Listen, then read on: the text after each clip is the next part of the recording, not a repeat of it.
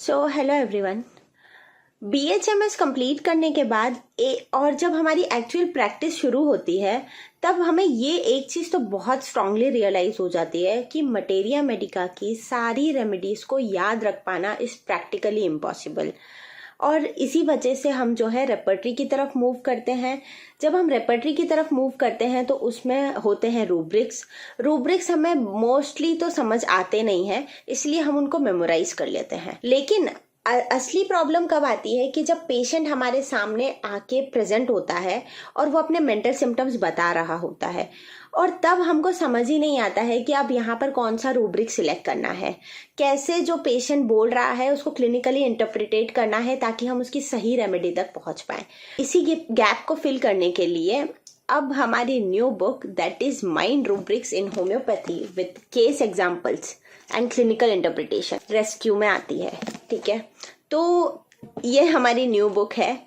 इसका रिव्यू देने से पहले मैं आपको बता देती हूँ कि ये जो बुक है ये कितनी ज़्यादा इम्पॉर्टेंट है, ना ही सिर्फ BHMS स्टूडेंट के लिए, इंटर्न्स के लिए, बिगिनर्स के लिए, इवन प्रैक्टिशनर्स के लिए जो बहुत ही ज़्यादा डिफ़िकल्टी फेस करते हैं, क्योंकि हमें रूब्रिक्स का मतलब ही पता नहीं होता है।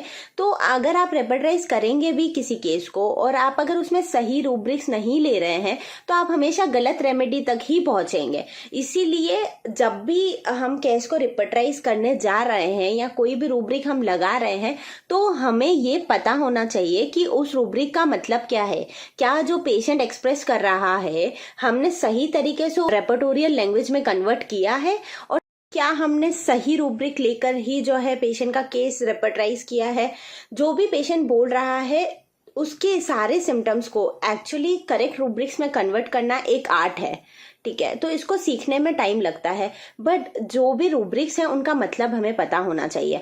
And therefore it is very necessary for you कि आपको हर रूब्रिक का मतलब पता हो। ठीक है, और वहाँ पर ही हमारी ये जो बुक है उस गैप को फिल करती है, माइंड रूब्रिक्स इन होम्योपैथी। ये बुक जो है 2 वॉल्यूम में है। फर्स्ट वॉल्यूम जो है उसमें रूब्रिक नंबर 1 से लेके नंबर 600 तक रूब्रिक्स को एक्सप्लेन किया गया है।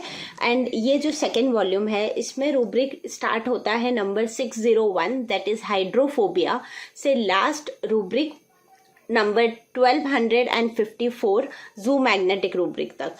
हर रूब्रिक को जो है डिफरेंट हेडिंग्स में एक्सप्लेन किया गया है, जैसे कि मीनिंग हो गया, क्लैरिफिकेशन हो गया, उसका क्लिनिकल इंटरप्रिटेशन हो गया, और साथ ही साथ केस एग्जांपल्स भी दिए गए हैं कि उस रूब्रिक को किस तरह के केसेस में जो है यूज़ किया जा सकता है। ठीक है, तो ये बुक जो है बहुत ही ज़्यादा इंपॉर्टेंट है। मोर देन 1250 रूब्रिक्स हैं इसमें 2 वॉल्यूम्स में।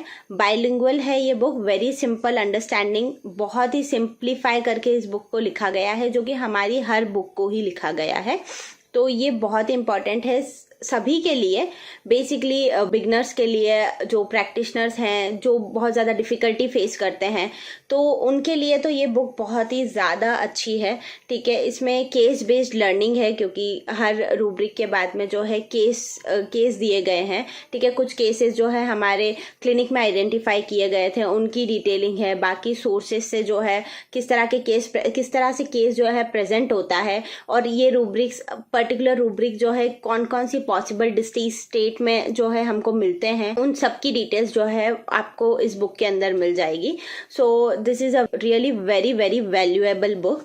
ठीक है, very useful for clinical settings and very practical book. So you just go and check it out on Amazon, Flipkart, even Sip Publications app.